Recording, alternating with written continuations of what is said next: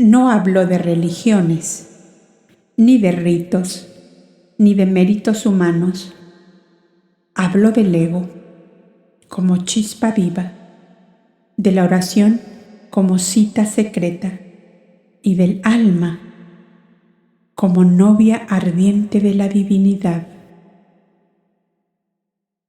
Mientras sus discípulos dormían entre velos de carne, él abría los velos del espíritu y mostraba que el reino no comienza después de la muerte, sino después del olvido.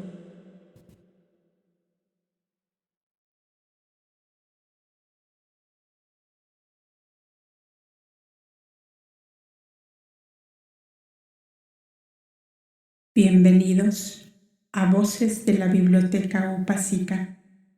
Soy Silvia Martínez y aquí las palabras despiertan memorias antiguas. Exploramos sabiduría ancestral, luz interior y mensajes para el alma. Suscríbete y acompáñame en este viaje sagrado. Comenzamos.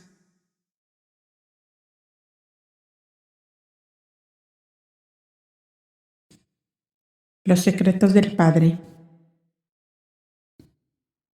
Durante 2 semanas permaneció el maestro al lado de su madre en Nazaret, y sus diálogos íntimos con ella y el tío Jaime, como sus enseñanzas a sus discípulos, descubren en él una intensidad de amor a Dios y a la humanidad casi llevada al delirio.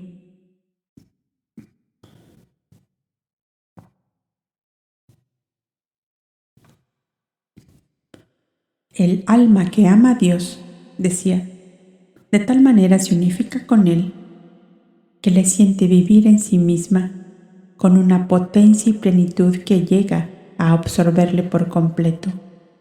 Olvida momentos que es un desterrado en un mundo de pecado y de dolor, y tiende el vuelo a las eternas claridades que son su plano habitual.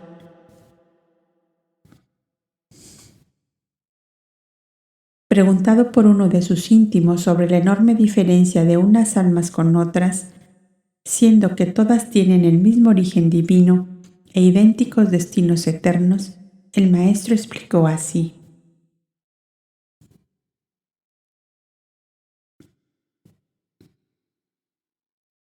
No hay en las lenguas habladas por los hombres palabras capaces de reflejar los secretos del Padre, que son como llamaradas de luz percibidas en momentos determinados por espíritus de avanzada evolución.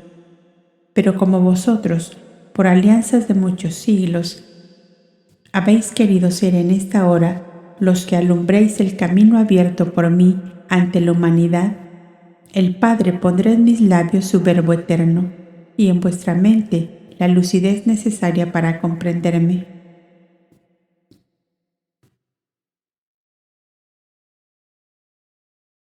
Encended una hoguera con la hojarasca seca de los campos y los árboles del bosque. El viento sacudirá aquella inmensa cabellera de llamas que arrojará una lluvia de chispas radiantes en todas direcciones. Observad que de aquellos millares de millones de chispas, no todas encienden nuevos fuegos, sino que la mayoría de ellas caen a tierra donde la humedad del césped o el lodo de los campos las mantiene inermes y semiapagadas, hasta que las chispas hermanas las remueven entre las cenizas y las alimentan con buenos combustibles. Desde la eternidad sin medida y antes de que los tiempos fueran, la energía suprema, como una hoguera inmensa de amor, emanaba a millares de millones partículas radiantes de sí misma, que se aglomeraban unas con otras en una vasta inmensidad esférica, apropiada a su naturaleza incorpórea, sutil más que el gas y que el éter. Allí debían desenvolverse, crecer, expandirse en vida propia, individual, inteligente, como partículas que eran de la eterna inteligencia creadora, tal como el germen de la vida física se desenvuelve, vive y crece en el seno materno. Todas las manifestaciones de la vida en los planos físicos son como una copia de lo que sucede en las eternas moradas donde guarda el Creador sus secretos, casi incomprensibles para la mente humana terrestre. Las edades que según nuestras medidas de tiempo necesitan para desenvolverse y crecer aquellas chispas vivas, partículas de la divinidad, no puede precisarlo la humana inteligencia. Mas, como nada permanece inmóvil ni estacionario en la creación universal, llega una hora en que las chispas son un yo pensante, y entonces comienza su tarea marcada a fuego por la eterna ley de la evolución y del progreso. El yo pensante, o ego, como le llaman las escuelas secretas de divina sabiduría, imita a su soberano creador y envía hacia un plano físico o mundo ya en condiciones de albergar vidas orgánicas una partícula o emanación de sí mismo para comenzar la escala progresiva de su propia evolución. El momento decisivo y solemne en que el yo pensante envía hacia un plano físico su primera emanación puede compararse para mejor inteligencia del asunto con el momento en que un ser nace a la vida material, y así el ego, o yo pensante, desempeña el papel de un padre de la antigua era que traía a la vida física numerosa prole. Son las personalidades que se suceden unas a otras como se suceden los hijos en la naturaleza humana. Y del mismo modo que los hijos se distancian enormemente del pensamiento de su padre y tuercen el camino, lo encuentran de nuevo, cometen desaciertos, caen y se levantan. Igualmente sucede con las emanaciones inteligentes del ego o yo pensante, el cual, como nacido de la eterna potencia, tiene su misma inalterable paciencia con los desaciertos, locuras y devaneos de sus personalidades físicas, que son creación suya, imagen suya, hijos suyos, y las edades pasan y los siglos corren como polvareda de arena que llevan los vientos. El eterno absoluto no tiene prisa ninguna. El ego o yo pensante, creado por él, no la tiene tampoco. La evolución no se realiza a saltos, sino paso a paso, como los viajeros en el desierto. Casos hay, no obstante, en que algunos viajeros vislumbran el peligro de una próxima tempestad o del avance de una manada de elefantes furiosos a la proximidad de una selva poblada de fieras, y entonces procuran apresurar cuanto pueden la marcha antes de que les sorprenda la noche.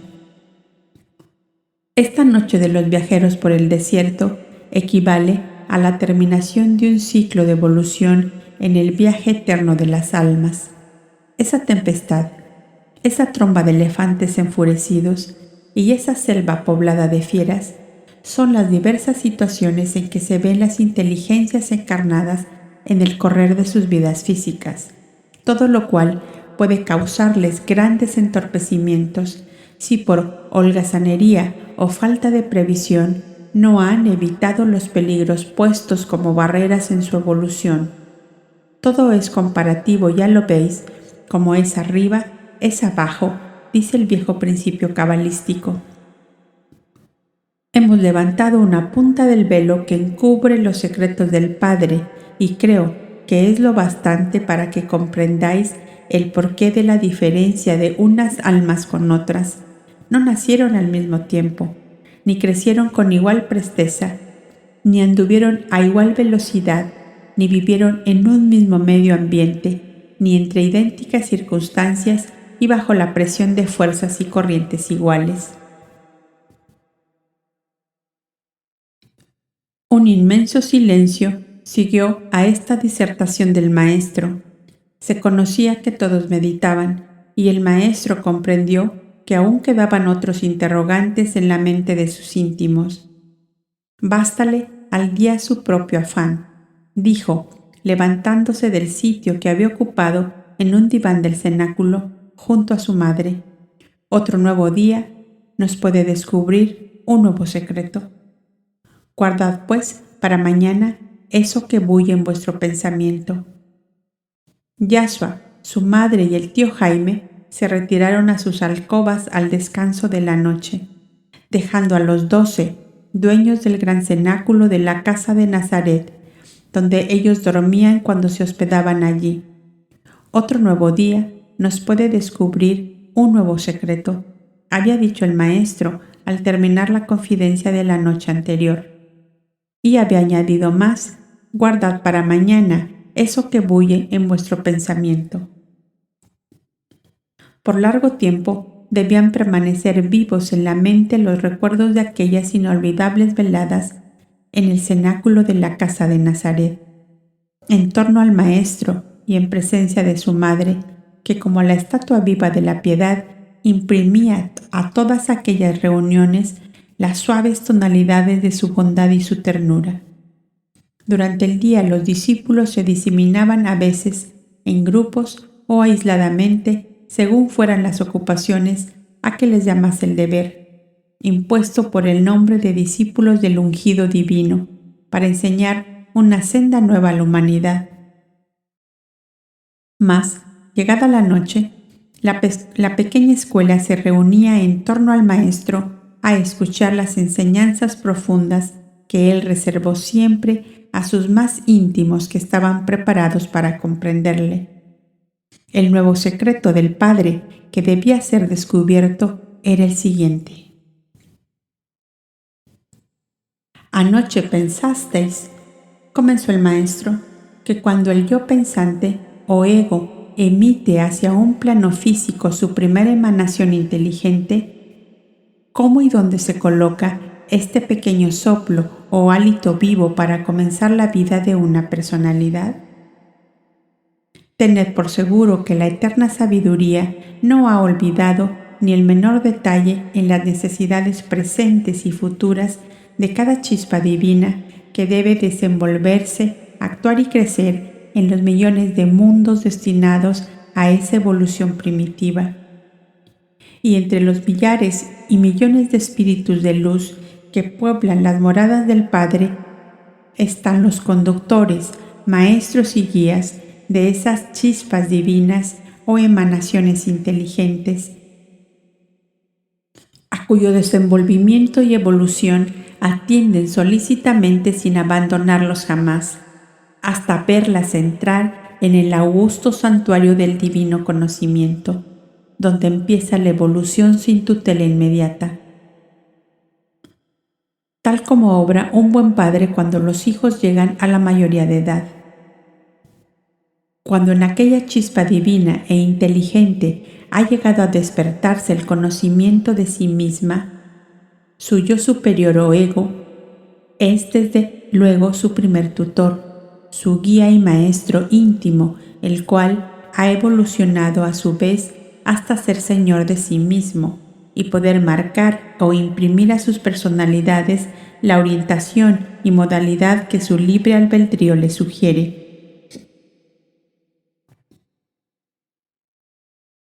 La solidaridad y armonía del universo es tan fuerte para unir en perfecto equilibrio la marcha de los mundos como la marcha de las almas encarnadas en ellos, que a ninguno le falta ni le sobra lo necesario para realizar su evolución y su progreso eterno. Tiene lo justo. De este admirable equilibrio, armonía y solidaridad nacen las eternas alianzas de las almas unas con otras. No se establece fuerte alianza entre los padres y los hijos, los hermanos entre sí, los maestros con sus discípulos, los labriegos de un mismo campo o los pastores de un mismo rebaño. Y si así pasa de ordinario en la materia que tanto obscurece al espíritu, con mayor facilidad ocurre entre las almas en los intervalos más o menos largos de su libertad en los planos espirituales. En las inmensas legiones de espíritus adelantados están los que gobiernan los elementos de la naturaleza: el agua, el aire, el fuego, el éter, la tierra. Están los que dirigen la evolución de los reinos mineral, vegetal y animal. Para el ojo previsor de la eterna potencia creadora, no pasa desapercibido ni un peñasco que se desprende de una montaña, ni un hilo de agua que surge de improviso de la grieta de una roca, ni el menudo césped que cubre un escondidillo valle, ni el musgo que crece en las losas rotas de una sepultura olvidada. Hay inteligencias a millares que rigen y gobiernan todas esas múltiples manifestaciones de la vida, cuya pequeñez e insignificancia aparente no atrae en forma alguna la atención de las gentes, que ignoran la grandeza encerrada en aquellos humildes orígenes de una evolución futura. Tan solo espíritus de gran adelanto detienen su atención en una pareja de golondrinas que anidan en su tejado, o en un enjambre de abejas que sin pedir nada a nadie laboran silenciosamente la miel en un rinconcillo de su jardín, en el perrillo casero que sigue al amo como su sombra durante la vida, y hasta va a gemir sobre la tierra removida de su sepultura. Y si para un alma adelantada no pasan desapercibidos estos menudos detalles en la vida de los seres de especies inferiores que la rodean, ¿de qué manera tan diáfana y clara, tan real y precisa estarán en la suprema inteligencia cuya vibración permanente anima toda vida por pequeña que ella sea? ¿Os parece imposible que la infinita grandeza de Dios se ocupe así de lo que para vosotros es de poca importancia o ninguna? No lo pensaríais si contempláis al Supremo Hacedor como a la causa única de toda manifestación de vida en el vasto universo. Está Él impulsando la marcha de los mundos, el rodar de las esferas, la danza gigantesca de las estrellas en la anchurosa inmensidad. Está Él en el andar lento de las pesadas bestias de la tierra, como en el vuelo de los pájaros, en el aleteo de las mariposas, en el oleaje de los mares y de los ríos, y hasta en los pétalos delicados de la flor que atrae vuestras miradas. Todo es Él, y en todo está Él, causa suprema y única de toda vida, así de lo más grande y hermoso como de lo más pequeño y hasta despreciable. Con la mayor solicitud que cuida un labriego sus sembrados, un pastor su rebaño y un padre sus hijos, vigila y cuida la eterna providencia del Padre sus obras todas, sus creaciones inmensas, ilimitadas, sin término ni medida, a cuyos alcances infinitos no puede abarcar ni comprender la humana inteligencia, mientras se mantiene obscurecida por la envoltura física que reviste en este planeta. Ahora comprendéis cómo y por qué camino se encuentra el lugar de su evolución primitiva, el primer soplo o hálito vivo e inteligente emanado del yo pensante o ego, principio divino de todo ser.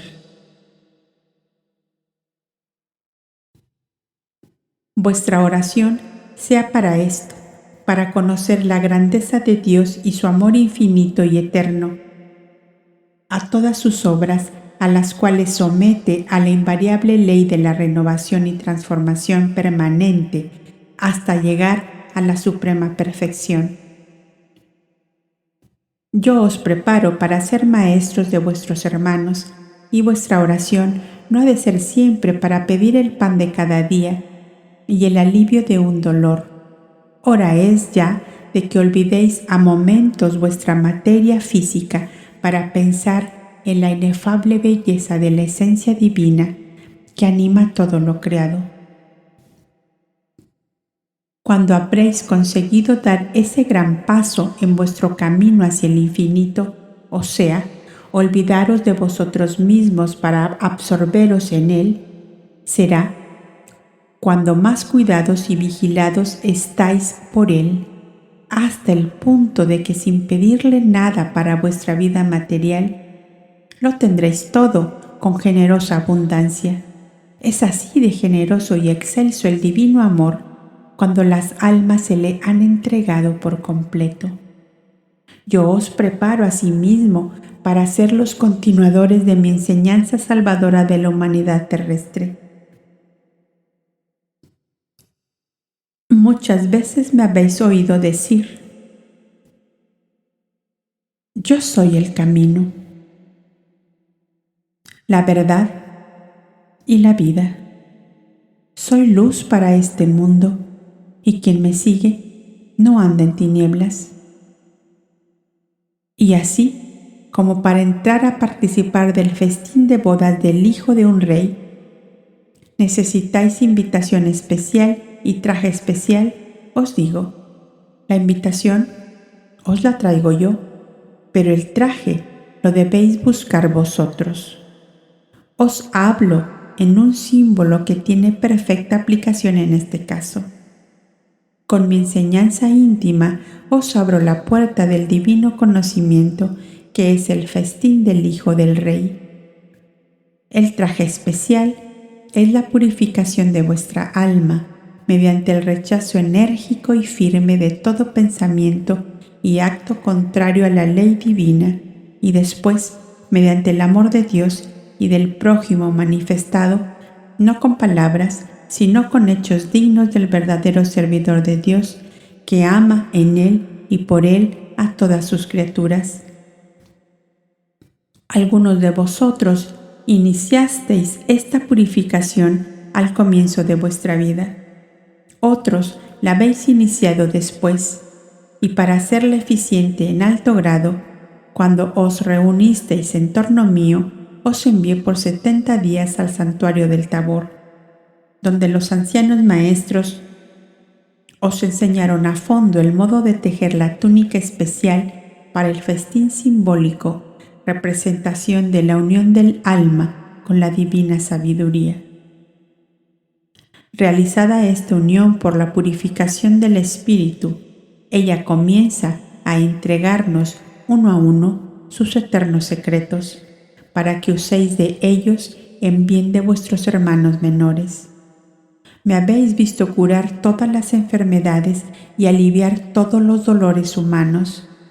Me habéis visto calmar las tempestades en el mar y en la tierra, paralizar la acción delictuosa de los seres malvados, desaparecer de pronto en medio de una multitud, llamar a la vida a los que antes de la hora la dejaban. Y vosotros deberéis hacer lo mismo cuando yo haya vuelto al Padre y marchéis por mi camino sin mi presencia material. Un murmullo de voces interrumpió nuevamente al maestro, que sonreía con su habitual bondad, viendo los azorados ojos de los presentes. Maestro, es sueño, puro sueño el pensar que podamos nosotros hacer tus mismas obras. Sueños, ilusiones, quimeras que no llegarán a realizarse jamás. Cuando se acallaron los murmullos pesimistas y desesperanzados, el maestro continuó su enseñanza íntima. Os dije que ya es hora de que vuestra oración haga algo más que pedir el pan de cada día, y que elevándose por encima de todo interés personal, busquéis la unión con la divinidad, eterna dueña de todos los poderes que conocéis y los que no conocéis.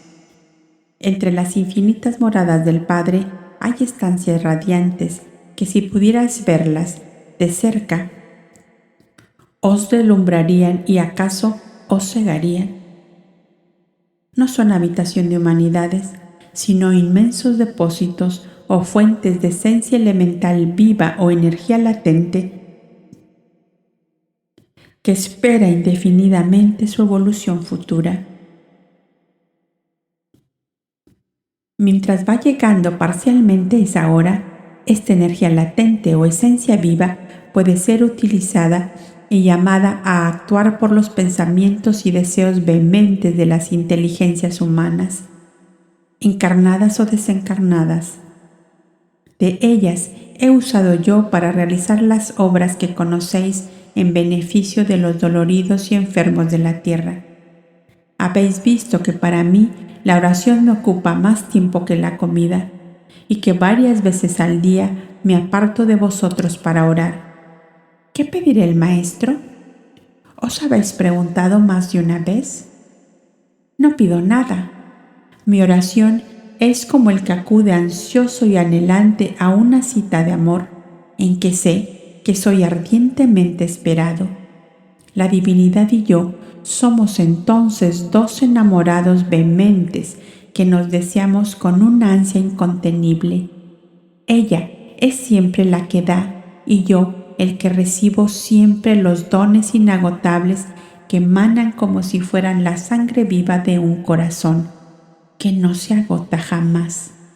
Mi pensamiento se convierte allí en una gran fuerza tan poderosa como un vendaval que va de polo a polo rozando la tierra, llevando en sí mismo el bien, la salud, la paz, la infinita dulzura de su fuente de origen en la medida de mi deseo.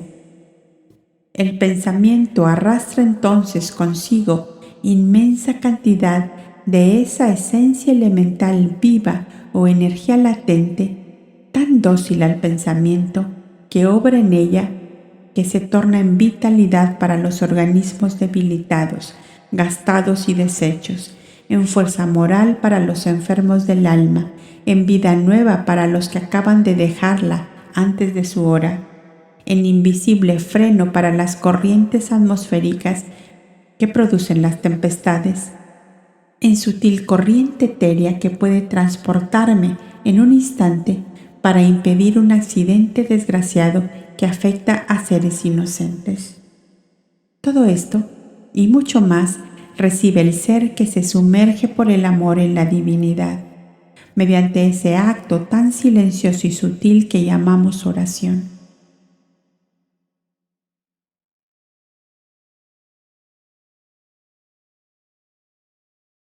Es el pensamiento unido a la divinidad, con la cual llegan como en un magnífico cortejo nupcial las grandes alianzas espirituales que todo ser se va creando en el correr de los siglos y de las edades, y con las cuales llega a formar un solo pensamiento, un solo sentir, un solo amor.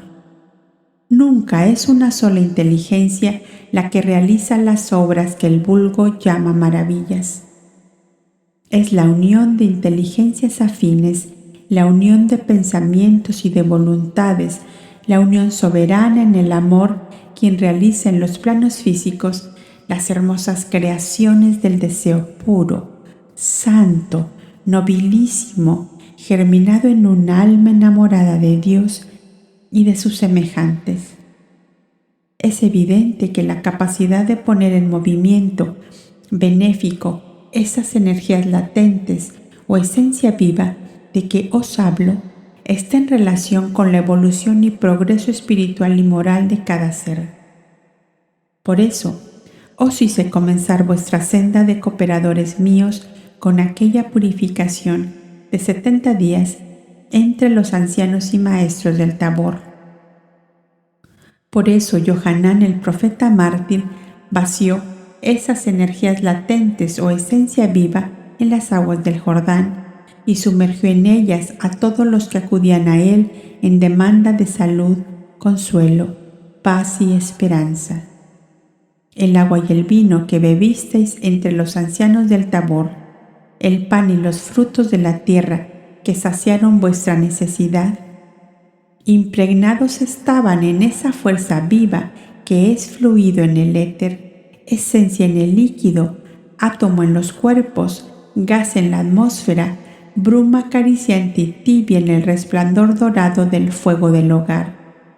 Todo esto fue vuestra purificación inicial, y debido a ella os sintáis renovados como hechos de nuevo, según lo que vosotros mismos me dijisteis cuando llegué a sacaros de vuestro retiro. Un murmullo pleno de recuerdos y de ternura se extendió por el gran cenáculo de la casa de Nazaret. Todos afirmaban que era verdad. Miriam, como en un éxtasis, miraba a su hijo, cuya grandeza empezaba a deslumbrarla, tal como si mirase una luz demasiado intensa y viva. El tío Jaime, Ana y Marcos se sentían a sí mismos sobrecogidos de un religioso pavor, cual si presintieran la proximidad de un gran acontecimiento en que debieran unirse los cielos y la tierra. «Perdón, maestro», dijo de pronto Judas de Queriot, que casi nunca hablaba ante todos. No sé lo que habrá ocurrido a mis compañeros en el Tabor durante nuestra permanencia allí, pero de mí puedo decir que mis pensamientos, preocupaciones e inquietudes solo se adormecieron para despertar al poco tiempo más tenaces y profundas. Quisiera saber, maestro, ¿a qué se debe esto? Si a una mala disposición mía o que mis problemas íntimos no tienen solución posible en mi existencia actual.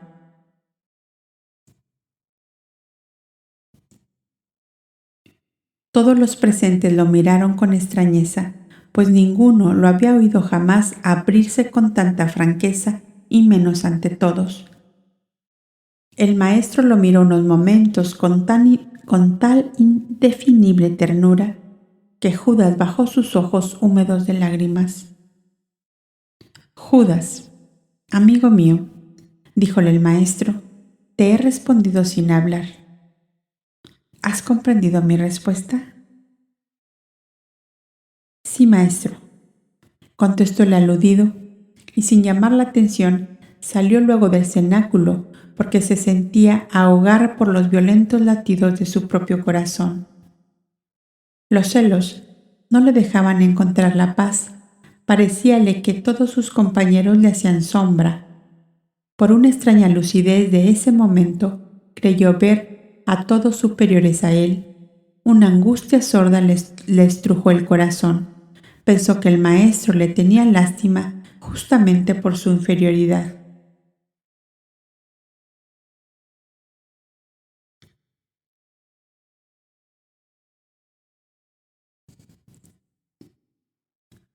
Diversas tareas apostólicas de enseñanza y de obras de misericordia ocuparon la atención del maestro y su pequeña escuela de divina sabiduría.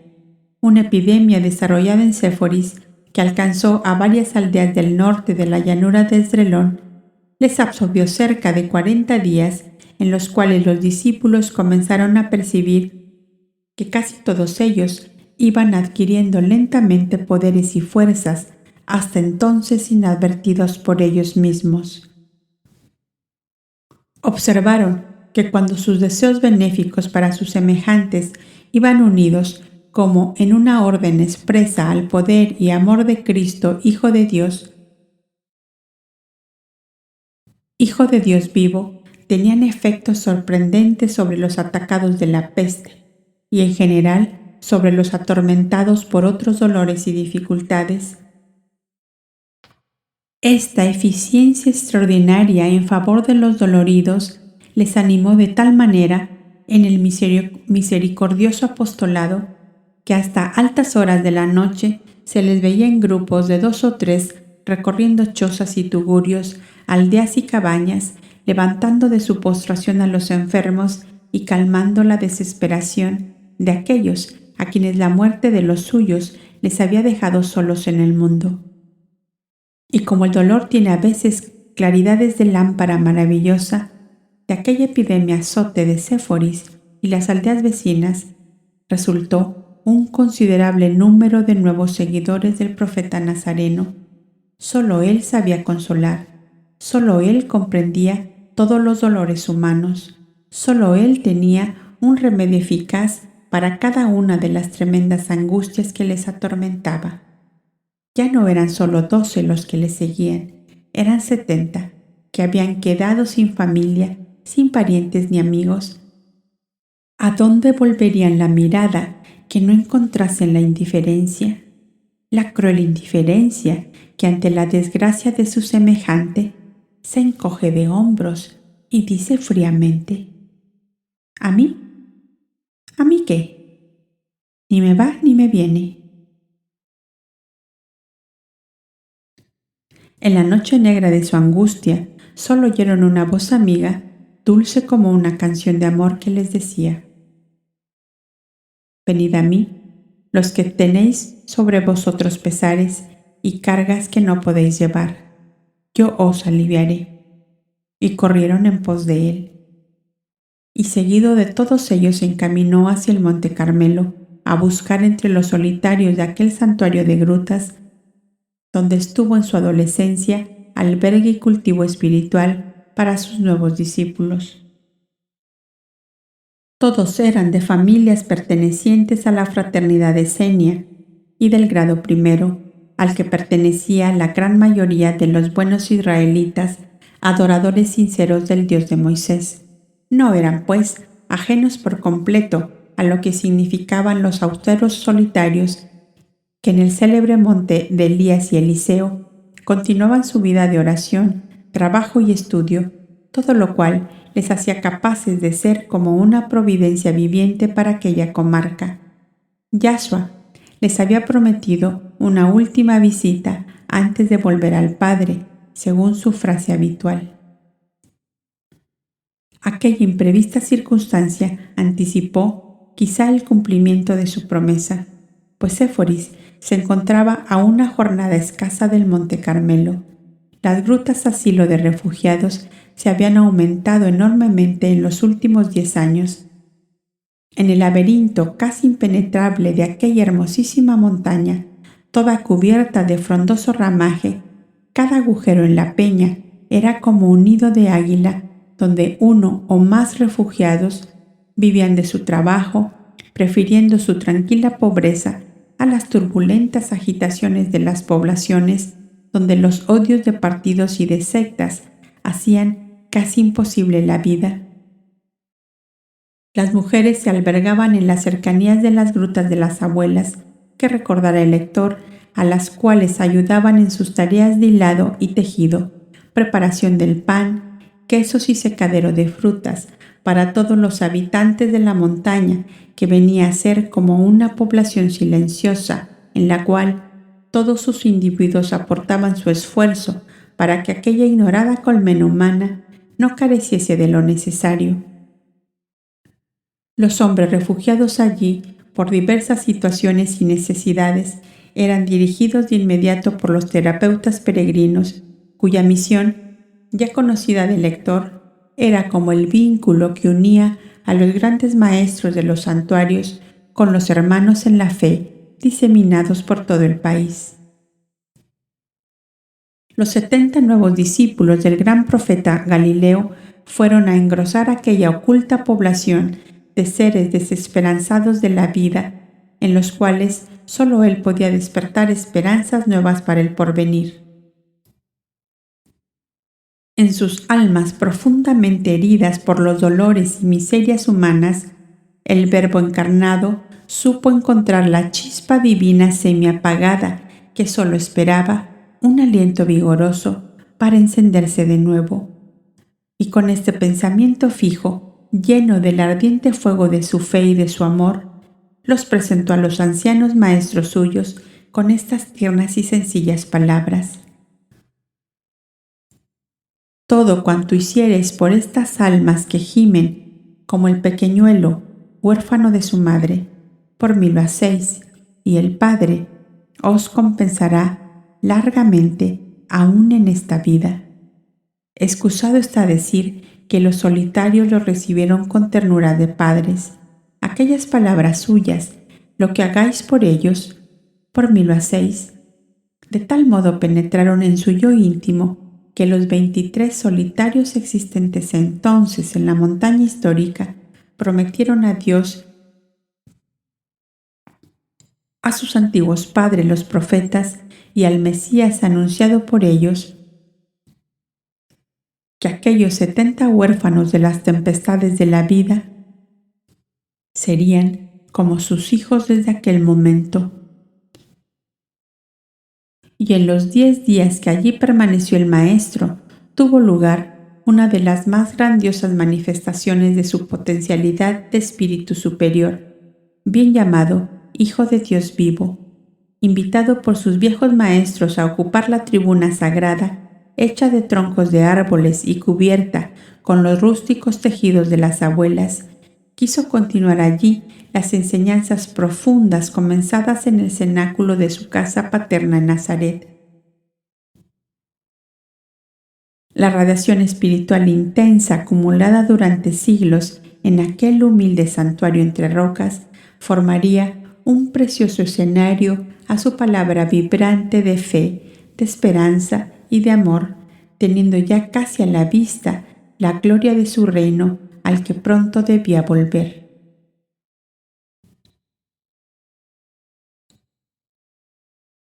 Los 23 solitarios, ancianos, ya estaban sentados en torno suyo, mas sus íntimos, menos Judas de Queriot, que de Nazaret se había ausentado por unos días a Gadara, en cumplimiento de un encargo familiar. Tenía allí un tío materno que le administraba su patrimonio. El maestro comenzó su disertación.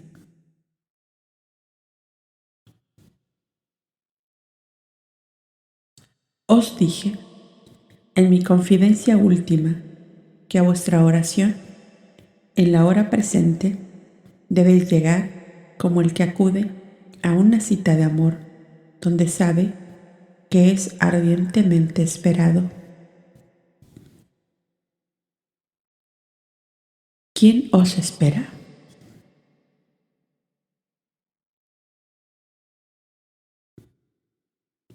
La amada sobre todas las cosas, la divinidad, a la cual vais con el ansia suprema del cervatillo a la fuente, del pequeñuelo a su madre, del pájaro a su nido. Allí os espera el agua fresca para vuestra sed, el seno materno para vuestra hambre y el calor del nido tibio para vuestra desolación. Vais como el viajero perdido en una selva oscura a encontrar una estrella nueva que alumbre vuestro camino en adelante. O como el viajero que fue dejado entre los espinos del camino, su vestido hecho jirones, y va a buscar un ropaje nuevo de preciosos tejidos que le permitan presentarse cuando llegue al término de su viaje.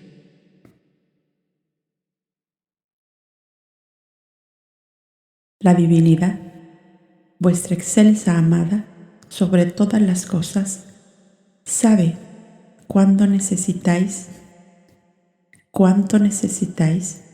y os da todo, y aún lo que no habéis llegado a pensar.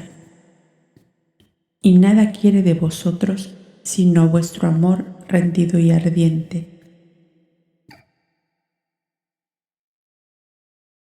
que os despreocupa de todo lo que no es ella y para ella. En el momento solemne de vuestra entrega absoluta.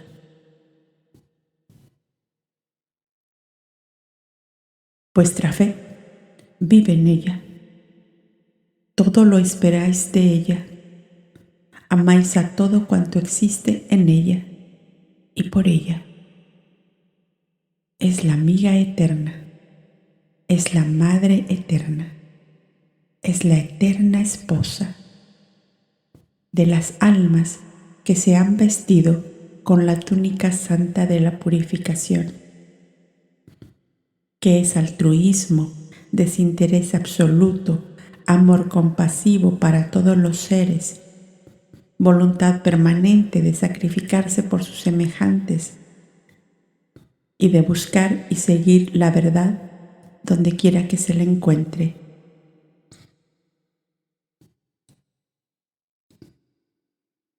El cortejo nupcial de la amada os rodea por todas partes. Son las alianzas espirituales que os habréis creado en el correr de las vidas sucesivas, a través de los siglos, y ella os introduce en el alcázar de nácar y oro, donde según la visión de Buda, el dulce profeta de la India, entraréis en una región de luz soberanamente bella, más allá de muchos millones de milladas de mundos,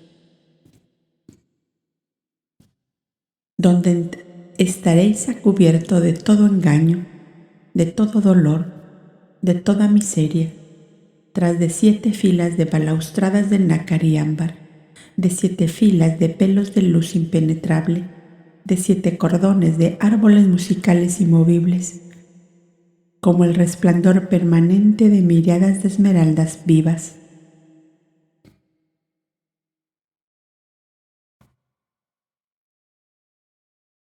Y en este elevado asunto, el profeta de las renunciaciones heroicas no hace más que confirmar las visiones del filósofo atlante Antulio de Manetel, cuya lectura escucharéis en una de estas noches si el maestro archivero se digna desdoblar para vosotros los viejos pergaminos con la sabiduría de los dáctilos continuadores de Antulio.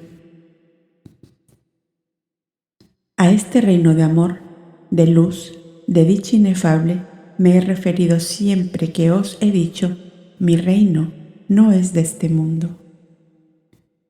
Y solo por la meditación en la forma y modo que os enseño, puede el hombre penetrar en esos santuarios de luz divina, aun estando sumido en las oscuridades frías y dolorosas del plano físico terrestre. Ante una visión semejante, ¿qué son todos los reinos y grandezas de la tierra, sino polvo y escoria? ¿Qué son los imperios de Asuero, de Darío, de Alejandro, de los cuales solo quedan imponentes ruinas? ¿Qué será de la gloria de los Césares? ¿Qué del nuevo reino de Israel? Con el cual sueñan muchos amigos que de verdad me aman, pero que aún no llegaron a comprender que más allá de sus sueños materiales se dilatan hasta lo infinito las moradas radiantes de dicha y de gloria, que guarda la divinidad, la eterna esposa, para quienes la buscan y la aman. Algunos de vosotros vivís aterrados con la visión de mi próxima partida a las moradas de luz y del amor que trato de haceros comprender, y ese espanto lo engendra y lo mantiene vuestro desconocimiento más o menos grande de lo que es la vida del ser en aquellas sublimes regiones. Creéis sin duda que es la separación completa y la ausencia. Diréis, es el olvido, es el rompimiento de los lazos tiernísimos que unen en la vida física a los que se comprenden y se aman. Es la acumulación de todo afecto, de toda reciprocidad entre los que quedan en la materia y los que partieron al reino de la luz.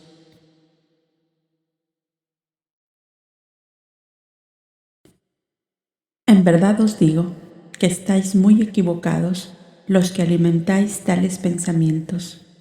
Los seres que vistieron en la tierra la túnica de purificación, con sus nobles pensamientos y santas obras de misericordia para con el prójimo, cargado de pesadumbres y miseria, entran al dejar la materia en aquel divino reino del amor y de la dicha, y ven continuamente presentes a todos los seres que les son queridos y que les amaron con puro y desinterado amor. Esto os parecerá difícil de suceder y hasta imposible, porque desconocéis la fuerza poderosa que el pensamiento humano adquiere en aquellas sublimes regiones, donde las actividades mentales y el amor puro lo es todo, y ninguna valla ni barrera puede oponerse a su formidable poder. Los seres que residen en aquellas regiones de inefable dicha ejercen la acción benéfica de sus pensamientos, de su amor y tierna solicitud hacia los que les son queridos, mucho más que podían hacerlo en la vida material, sujetos a todas las dificultades, tropiezos y contingencias adversas propias de los planos físicos. Más aún, tienen el poder de atraerles hacia aquellas dichosas estancias, ya sea en el desprendimiento natural del espíritu encarnado durante el sueño físico o ya en las horas de meditación profunda, en que el alma encarnada se aparta voluntariamente de todo lo grosero y vil para buscar en la divinidad a los amados sumergidos en ella. Y estos encuentros en las moradas de luz, más allá de la atmósfera y del éter, son la gloria más pura, la dicha más inefable que puede soñar o concebir el alma humana aún encarnada en un plano físico. Imaginaos, pues, que me he libertado yo de las cadenas de la materia en que me veis aprisionado, y estoy ya en las moradas del amor eterno y de la eterna claridad.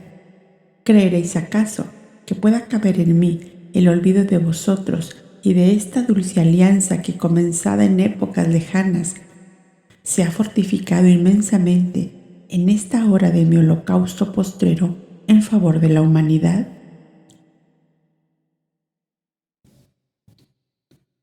Estoy seguro que ninguno de vosotros cree a su maestro capaz de semejante olvido, sino que antes, al contrario, creéis con toda firmeza que mi amor os seguirá envolviendo como un inmenso manto blanco tendido desde lo infinito, ondulante y suave como una caricia materna a veces, y otras como una techumbre de acero para proteger vuestra evolución encargada a mi tutela, siempre que vosotros no rechacéis voluntariamente esta amorosa vigilancia.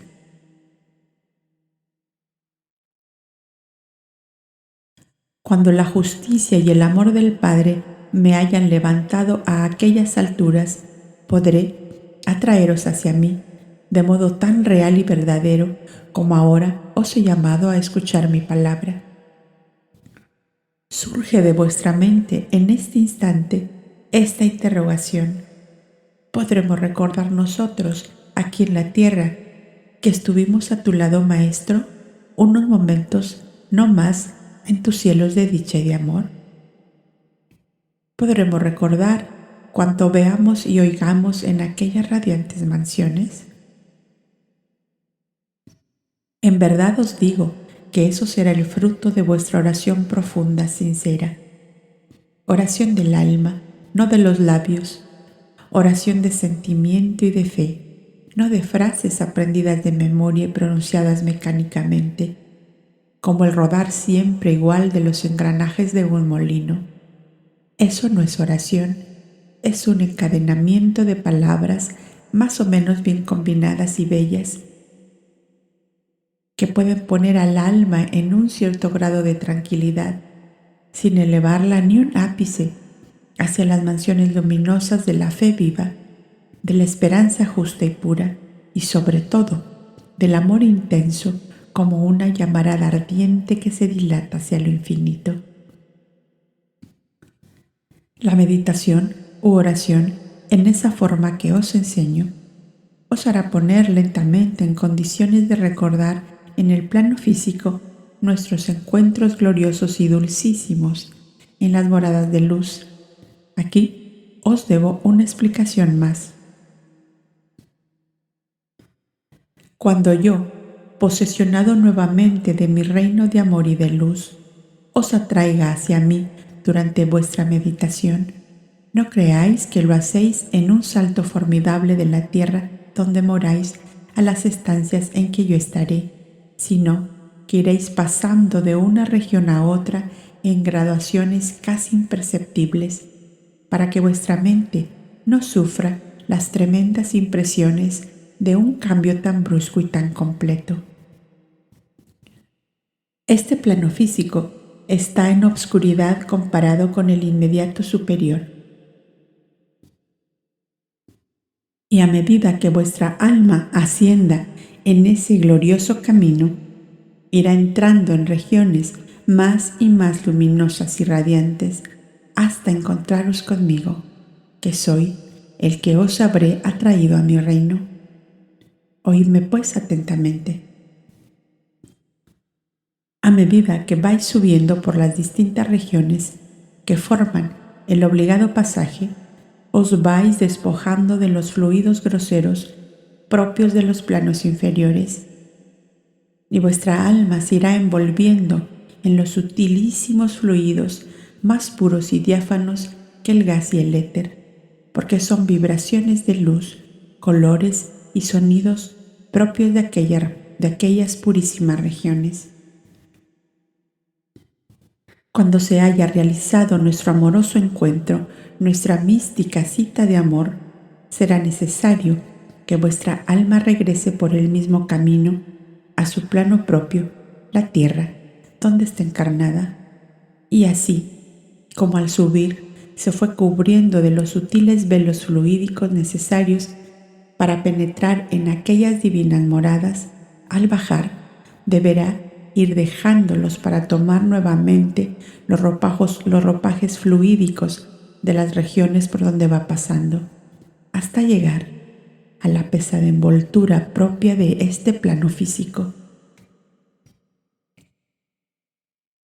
En este proceso de rigurosa ley de ir dejando las sutiles vestiduras fluídicas de las moradas de luz, el alma va dejando también gran parte de las impresiones y recuerdos de cuanto vio y oyó en aquellas excelsas alturas, quedándole solamente algo así como una inmensa sensación de paz, de amor, de quietud, un gran deseo de volver nuevamente a la oración, a la soledad, al olvido de todos los goces y alegrías terrestres.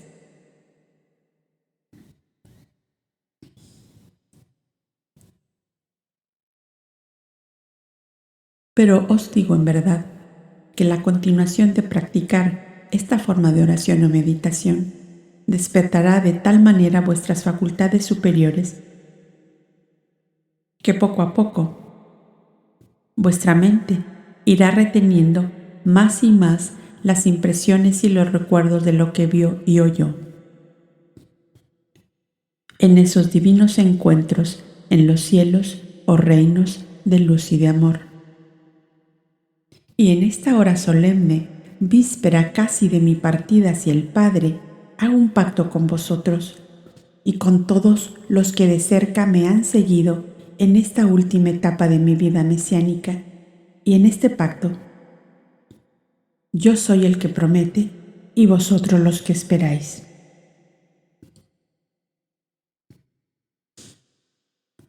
Desde mi morada de luz y de amor, os atraeré hacia mí en la forma antedicha y estaré con todos vosotros hasta el final de los tiempos, o sea, cuando el eterno juicio del Padre llame a separación de los justos y de los réprobos, los primeros a moradas de dicha y de paz, y los segundos a mundos inferiores, donde el dolor de largas y tremendas expiaciones les despierte la conciencia de lo que son.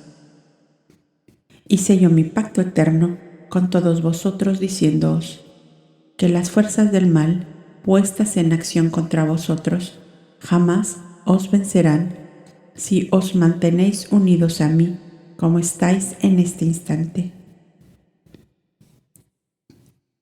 Al consagrar así mi nueva alianza de amor con vosotros, os doy entrada a mi reino y os digo que todo amor puro y desinteresado que florezca en vuestra vida terrestre, así sea la familia, a los amigos, a los compañeros de ideal, a los maestros o guías que os enseñan los caminos del bien y de la justicia. Os dan derecho para penetrar en mi reino, aún encarnados en este plano terrestre, a compartir sus inefables bellezas, sus elevados conocimientos, muy superiores en verdad a todos los que pueden adquirirse por los medios materiales en el plano físico.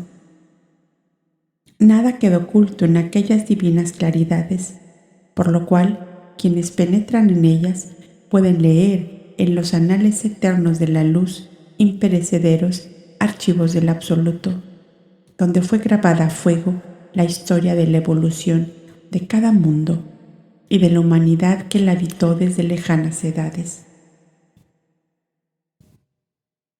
Cuando vosotros, después de esta jornada, lleguéis a mi reino, podréis buscar entre vuestros íntimos amigos de la tierra a algunos de ellos que con su conciencia despierta a la verdad, al amor y a la justicia eterna, pueda percibir en estado de vigilia las verdades divinas que queráis sugerirle, para cooperar así desde vuestro cielo dichoso a la evolución espiritual y moral de esta humanidad.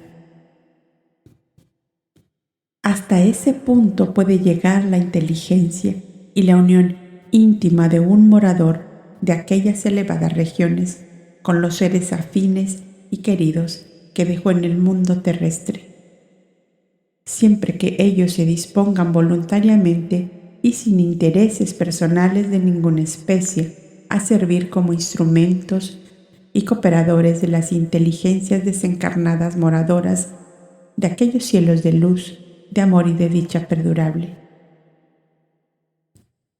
¿Puede darse una mayor y más íntima unificación? Podéis pensar con justicia en que seréis olvidados por los felices moradores del reino de Dios.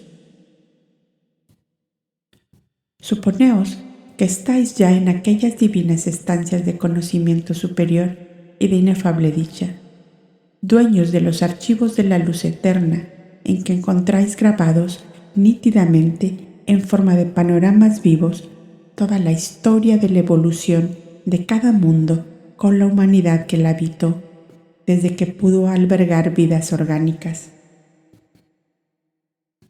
Y veis también que esos panoramas vivos no concuerdan por completo y en muchos puntos con los relatos llamados históricos que conocisteis en vuestra vida física.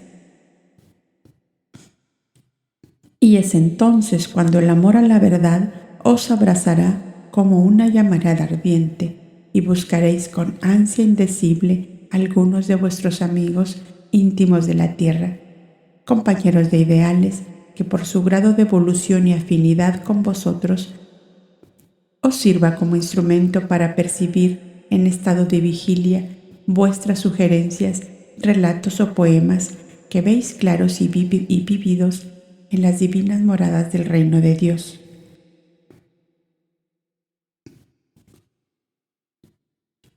Podéis medir y comprender la sublime grandeza de este apostolado de la verdad eterna que realizaréis desde lo alto de vuestros cielos de luz, de dicha y de amor, en beneficio de la humanidad que conoce, tristemente desfigurados, los acontecimientos más notables de su propia historia.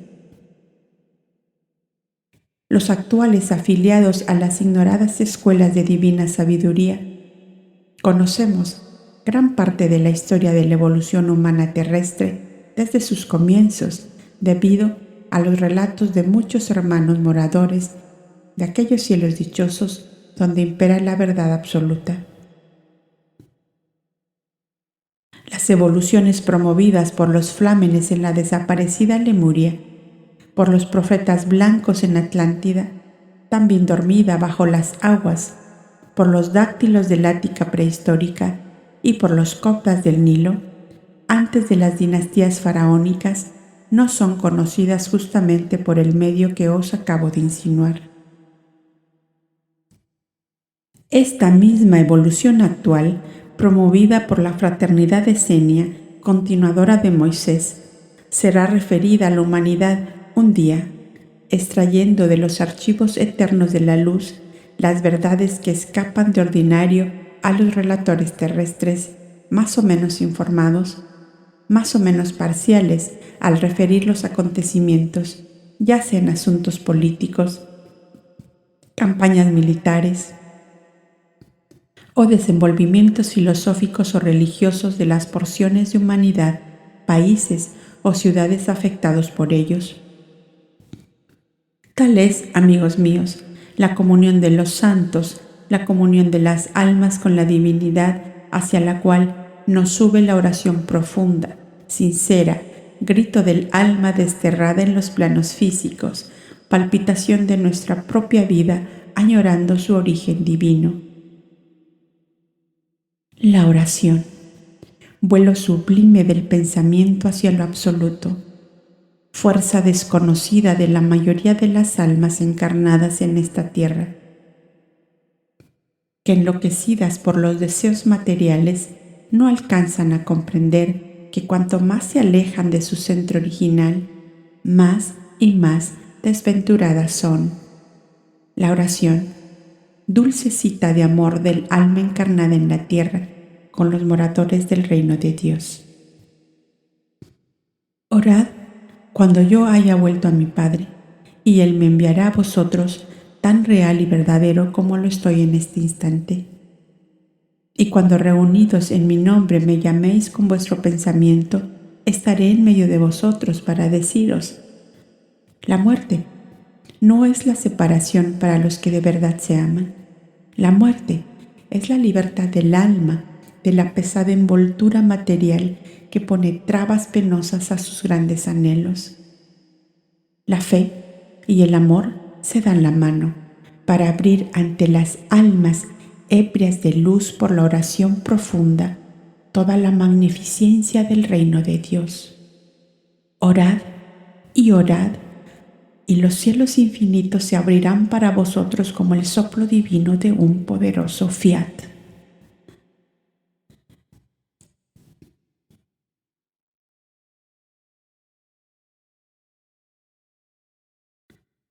La voz vibrante del Maestro se iba esfumando en una divina resonancia que parecía venir de muy lejos, llenando la penumbra del humilde santuario de rocas de tan suave ternura que estremecía las almas y arrancaba lágrimas de emoción. La claridad opalina de un dulce atardecer comenzó a cernirse cual bruma de oro que obscurecía la trémula llama de los cirios, y todos presintieron los esplendores divinos que iban a presenciar. El Maestro había echado su cabeza atrás y, apoyada en el respaldo del tosco sitial de troncos en que estaba sentado, y sus ojos entornados hacían comprender ese elevado estado espiritual que en lenguaje humano llamamos éxtasis. Una ronda majestuosa de seres extraterrestres comenzó a diseñarse claramente en la penumbra del sagrado recinto. Las formas fluídicas fueron condensándose más y más hasta hacerse casi tangibles, y todos los presentes creían oír la repetición de las últimas palabras del Maestro.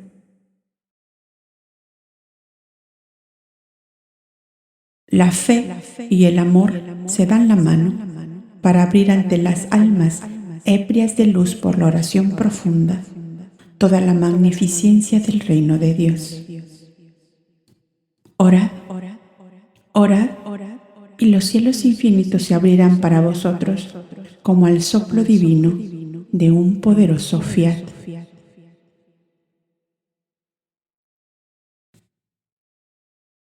Los excelsos visitantes se fueron diseñando en la atmósfera tan claramente que pudieron ser identificados aquellos que habían desencarnado hacía poco tiempo como Yohanan, el profeta mártir, Joseph el Justo, esposo de Miriam, Josuelín, su hijo, Baltasar, el anciano astrólogo persa, a cuya muerte estuvo presente Yaso en Tipsa, a orillas del Éufrates, y el anciano sacerdote Simeón, que ofreció al Señor a Yahshua niño a los 40 días de nacido.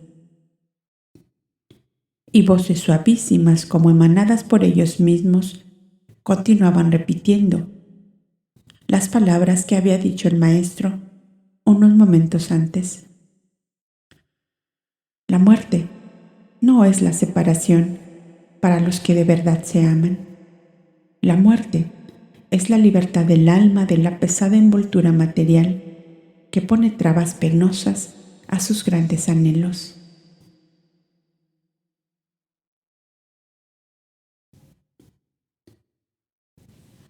Las moradas del Padre se habían abierto, habían descorrido los velos de sus secretos impenetrables a los profanos, para que los amigos del hombre de Dios, continuadores de su siembra de amor sobre la tierra, se empaparan de la sublime y eterna realidad de su existencia más allá de donde alcanza la inteligencia humana, encerrada como una crisálida en su capullo en el concepto puramente material de la vida. El cuerpo físico del Maestro se había tornado resplandeciente y parecía formar parte del magnífico cortejo de soles humanos cuyo número no era posible contar. Las paredes rocosas habían desaparecido entre aquel desfile interminable de formas bellísimas, radiantes, etéreas, de tan suaves tonalidades que semejaban los colores del iris, subidos a una intensidad de vibraciones que no solo deslumbraban, sino que las melodías emanadas de ellos, cual si fueran musicales sus pensamientos, anulaban por completo la sensación de vida material en todos los que se presenciaban aquella magnificencia de luz, color y armonía. La potente irradiación venció por último la resistencia física y todos cayeron en la dulce inconsciencia del sueño hipnótico. Solo el Maestro y los ancianos presenciaron, en estado de plena conciencia, aquella estupenda manifestación con que las alianzas espirituales del ungido quisieron corroborar sus últimas y más profundas enseñanzas. Cuando todo había pasado, el Maestro despertó a los suyos con estas palabras: «Levantaos y no dudéis nunca más. Ahora sois hombres nuevos, que iluminados por la verdad divina, entráis en vuestro camino de misioneros míos para la conquista de la humanidad».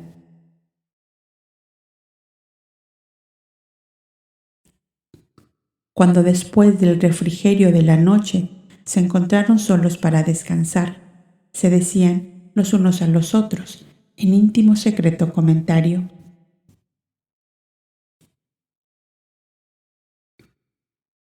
«Estoy extrañado de ver que vivimos aún con estos cuerpos de carne. Me creía en el otro mundo. Creí que la vida se había terminado y que éramos habitantes del reino de Dios», decía otro. «Ningún goce de la tierra puede ya excitar nuestro deseo después de lo que hemos visto», añadió un tercero. Y se quedaron dormidos en los estrados de piedra cubiertos de esteras de juncos y pieles de ovejas, en la sala del fuego, como llamaban a la gruta mayor, donde ardía la hoguera en que se condimentaban los alimentos y se reunían todos en las horas de la comida.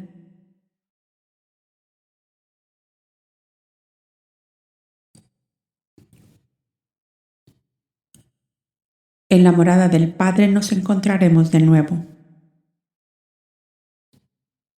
Díjoles a los ancianos el joven Maestro a la salida del santuario, abriendo sus brazos en una suprema despedida.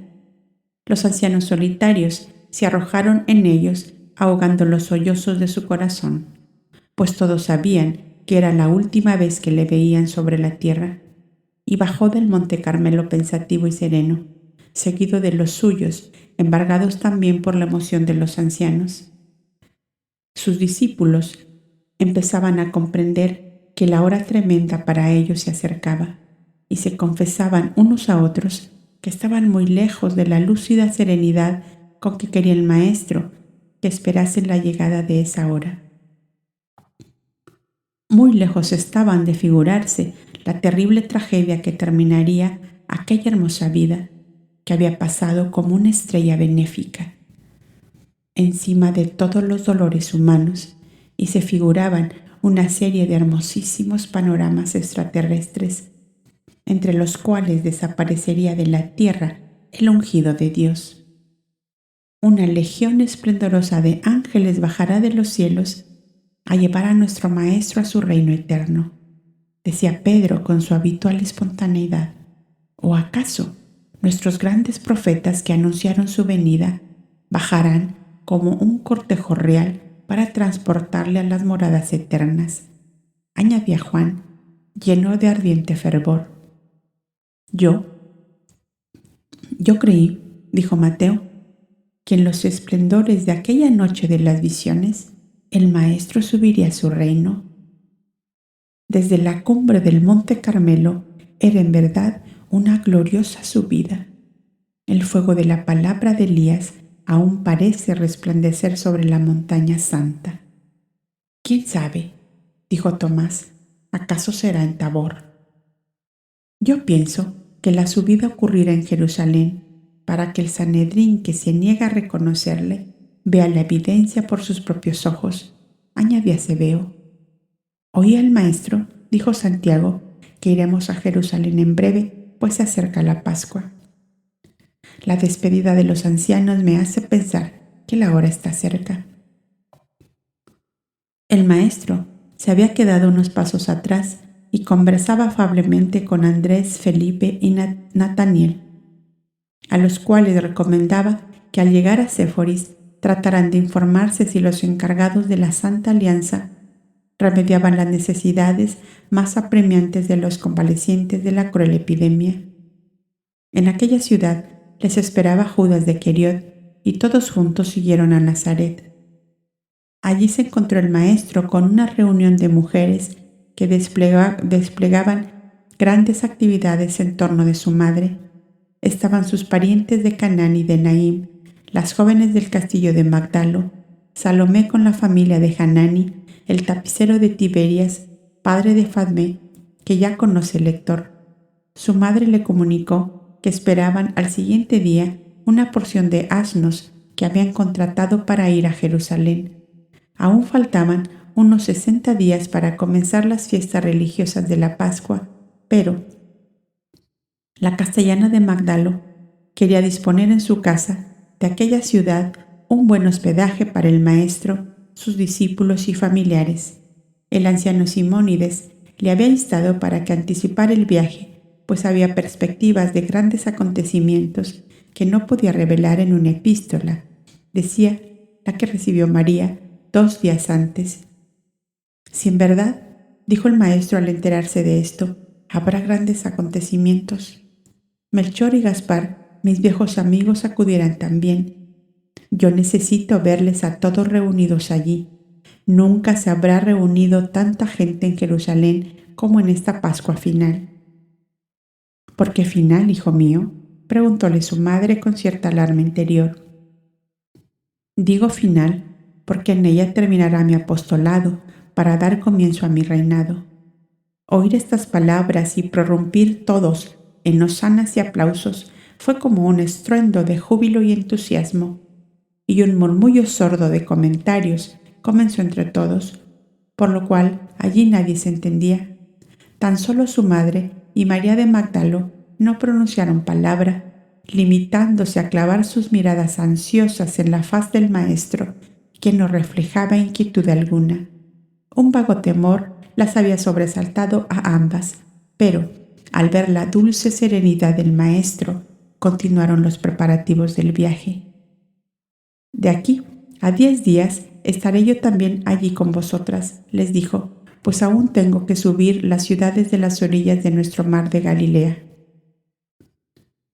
Las viajeras salieron de Nazaret 2 días después, acompañadas de Zebedeo y Hanani, mientras el maestro con el tío Jaime y sus 12 emprendió la última recorrida por los pueblos y aldeas de su amada Galilea. Una infinita ternura parecía desbordarse de su corazón al visitar aquellos amados lugares donde tan feliz había sido y a los cuales sabía que no los vería más con sus ojos de carne. Y otra vez los recuerdos más tiernos y emotivos se levantaban en su espíritu como un rumor de pétalos, que el viento del atardecer arrancaba de los tallos y los echaba a rodar mustios por las arenas de la playa y sobre las olas mansas de aquel lago que reflejaba por última vez su imagen en la serenidad de sus aguas opalinas. Y sintiendo que una honda melancolía anudaba un sollozo en su garganta, aconsejó a los suyos ir a pescar y preparar la cena en la tienda de la orilla del lago donde pensaba pasar esa noche. Gozosos aceptaron la orden y el maestro subió a una pequeña colina desde donde dominaba el lago teñido de oro y rosa con los últimos resplandores del ocaso. Nada elevaba más dulcemente su alma a las alturas infinitas como la contemplación de las bellezas de la naturaleza, el gran templo de su padre según su frase habitual. La solitaria y profunda oración del Hijo de Dios duró hasta que una hermosa luna creciente se levantó como un fanal de plata en el azul sereno del cielo Galileo. Cuando sus discípulos debieron regresar a la tienda, observaron en él tal plenitud de dicha y de paz que la transmitía a todos inundándoles de una dulzura infinita. «Maestro», dijo Juan lleno de fervor, «daría con gusto la mitad de los años que me restan de vida por saber lo que ha pasado entre el Padre y tú en esta larga oración». El maestro le miró sonriente y le dijo como a un niño a quien se le reprende por exceso de curiosidad: «Juanillo, entraste demasiado joven en el santuario de los ancianos. Pero si has entrado es porque eres anciano de espíritu como ellos y por tanto no debes hacer preguntas sobre la intimidad secreta del alma con Dios». «Perdón, maestro, pero veo y siento tanta grandeza y tantas maravillas en ti y alrededor de ti que por fuerza me veo convertido en un interrogante continuado». «Ya lo sé, Juan, ya lo sé. El Supremo Creador te dotó de tan exquisita sensibilidad porque un día tendrás que ser intermediario entre el cielo y la tierra en esta misma vida», le contestó el maestro.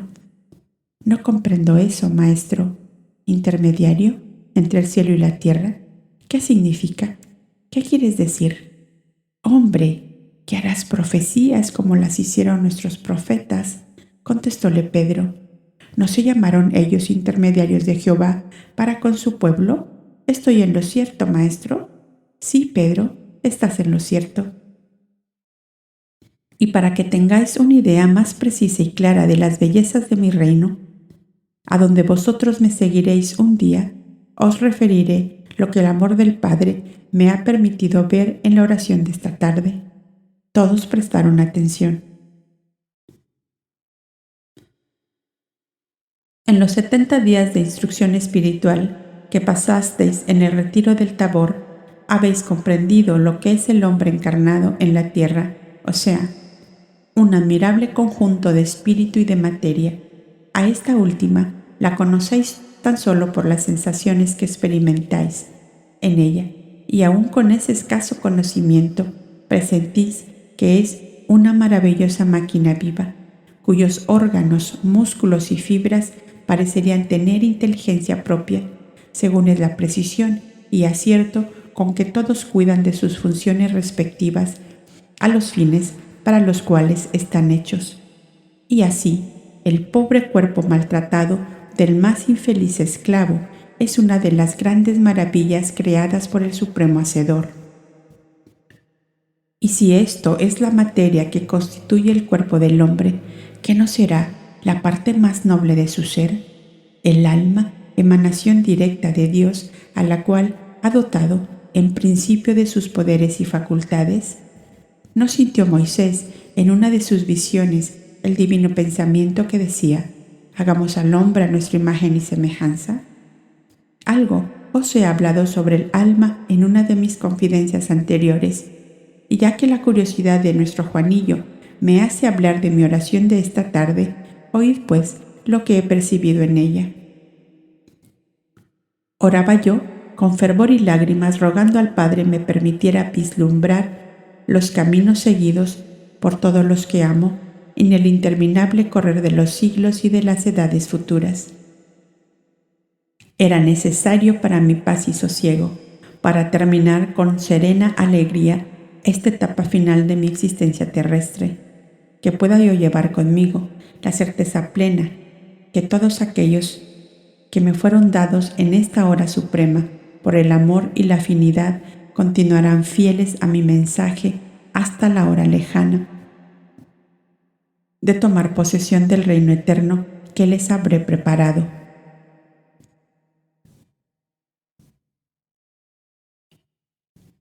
En los ojos de todos vio el maestro este interrogante.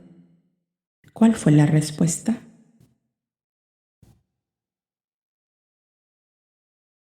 Oídme, continuó, dando al tono de su voz una conmovedora solemnidad.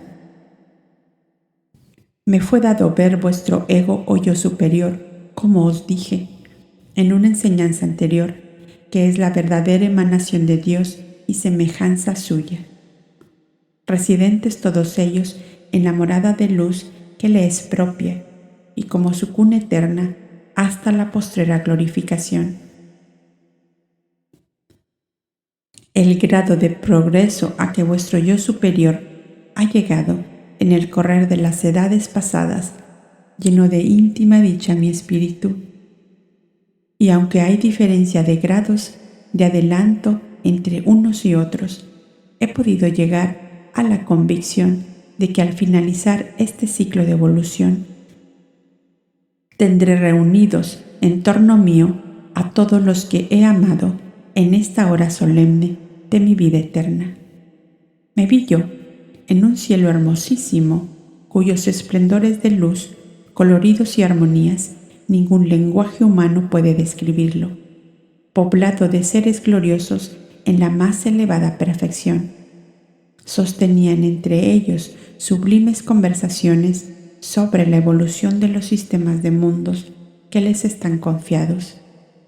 Si os podéis figurar lo que será un lenguaje de pensamientos luminosos de cambiantes colores y tonos según la idea que representan, y todo ello flotando en un oleaje interminable de armonías dulcísimas, podréis tener una idea aproximada de la belleza y la dicha de aquella celestial morada. Con el pensamiento que es allí su forma de expresión, uno de aquellos elevados seres me dijo: ahora llegan los tuyos a formar tu corona eterna.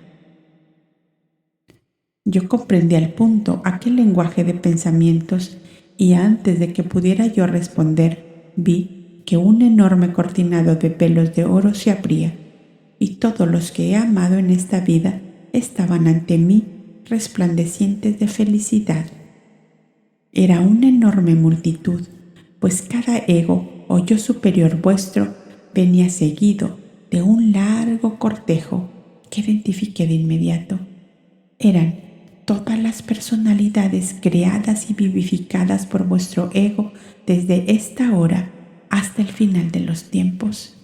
Ni una sola personalidad habíais perdido, pues en todas vuestras existencias tuvisteis en cuenta mi enseñanza de amor fraterno de la hora actual. ¿Sabéis la dicha inefable que esta visión me ha producido? ¿Valoráis ahora el poder supremo de la oración cuando ella sube del alma a la divinidad y la divinidad se desborda de amor y de luz sobre el alma encarnada que reclama con ansia infinita esta sublime comunión? ¿Queréis una dicha mayor? Os he visto entrar a mi reino con todo el caudal de merecimientos, progresos, facultades y poderes que habréis conquistado durante los siglos que deben venir, hasta el final de este ciclo. Maestro, dijo Tomás, que era el más analítico y observador, habéis dicho que en vuestra visión percibisteis que ni una sola personalidad habíamos perdido. ¿Cómo debe entenderse eso? Es bien sencillo, Tomás. Ya os dije otra vez que el ego o yo superior, que es la verdadera alma, emanación de Dios, crea sus personalidades para realizar las existencias sucesivas mediante las cuales se engrandece y perfecciona.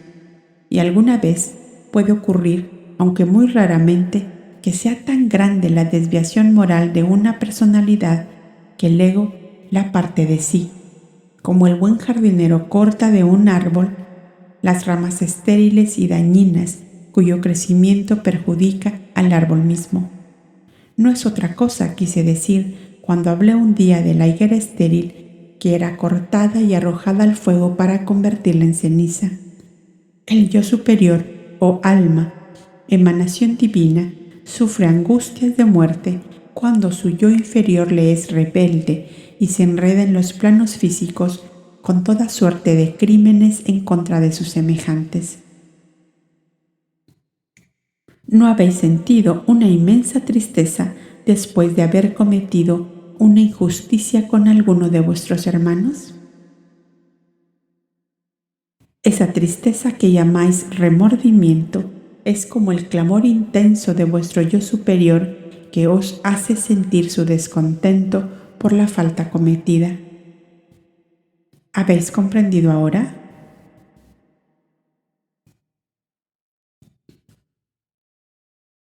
Sí, maestro, muy claramente, contestaron todos a la vez.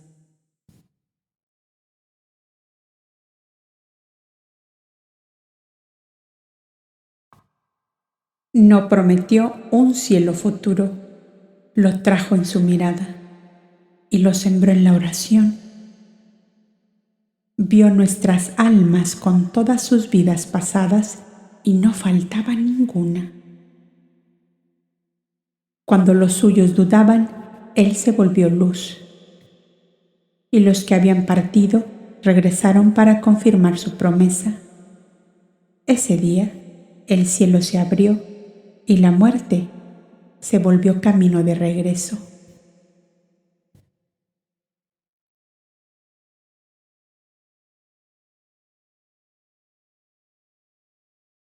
Correspondencias arqueológicas y tradicionales. Este capítulo representa el clímax iniciático del Cristo como revelador del camino interno y encarna la fusión entre la cosmología del alma y la promesa viva de la comunión eterna. La hoguera y las chispas simbolizan el acto creador del Padre. Cada chispa es un alma que parte de la fuente, pero no todas prenden de inmediato. Esta imagen encierra la metáfora de las almas dormidas y de aquellas que despiertan cuando otra chispa hermana las aviva. El ego o yo pensante es presentado como el Padre interior de todas las personalidades, una imagen simbólica de la divinidad operando en cada alma.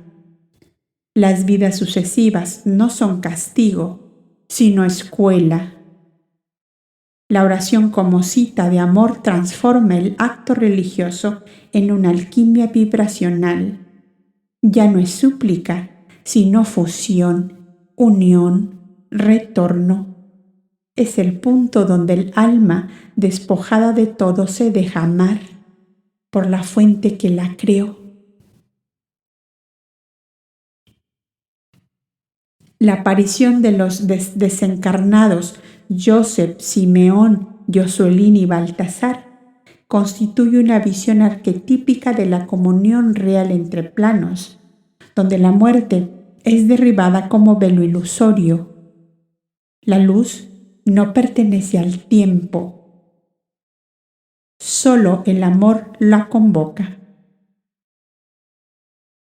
La visión del Maestro sobre los egos de sus discípulos es símbolo de la victoria definitiva del amor sobre el olvido.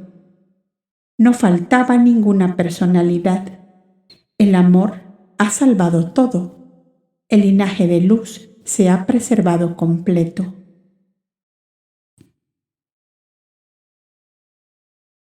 Este capítulo trasciende la arqueología material y penetra en los archivos vibracionales de la humanidad. Yashua revela que más allá de todo documento, códice o templo visible, existen archivos eternos de luz, donde se conserva la historia real de las almas y de los mundos. La idea de que los iniciados pueden leer en estos archivos a través de la oración profunda tiene ecos directos en las doctrinas esotéricas egipcias, registros akáshicos, en la Cábala, las tablas de la memoria, y en la Gnosis, el pleroma como fuente del conocimiento verdadero. La enseñanza sobre las personalidades no perdidas y la posibilidad de recordar experiencias en el reino a través del sueño o la meditación tiene paralelos con las prácticas esenias, vedánticas y platónicas. El Monte Carmelo, como lugar de esta revelación, no es solo un enclave geográfico, es el símbolo de los santuarios ocultos de sabiduría, donde la roca, la llama, el silencio y la palabra se unen. Es el punto de convergencia entre lo profético y lo místico.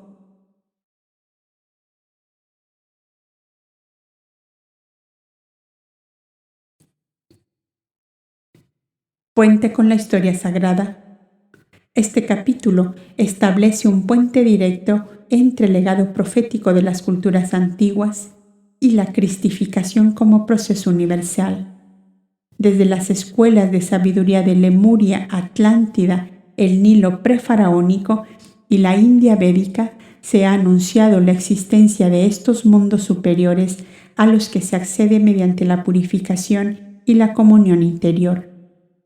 El Maestro confirma que los grandes movimientos espirituales de la historia han sido revelaciones desde otras moradas de luz, a través de almas afines encarnadas. De este modo, el linaje del Cristo no comienza en Belén, comienza en el origen. En este capítulo, Yashua sella su pacto de eternidad con las almas, prometiendo guiarlas desde su reino y enseñando cómo ellas mismas podrán atraer a sus seres queridos hasta las alturas mediante la oración, la pureza y el amor.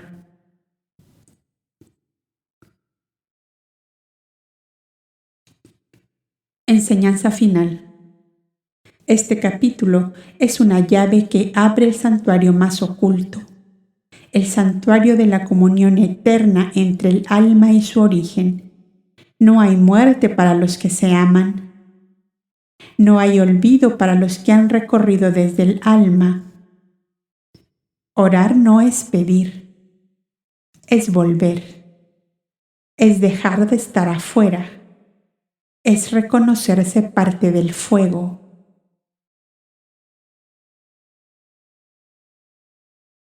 ¿Y tú? ¿Te atreves a orar como quien acude a una cita de amor con la divinidad que ya te espera? ¿Estás dispuesto a dejar de pedir y comenzar a recordar? Porque el reino de Dios no se alcanza con méritos ni con miedo. Se abre como una flor cuando el alma ya no desea nada más que fundirse con la luz.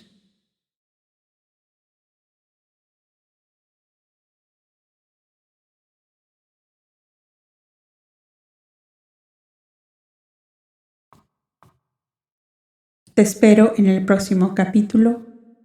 A Jerusalén.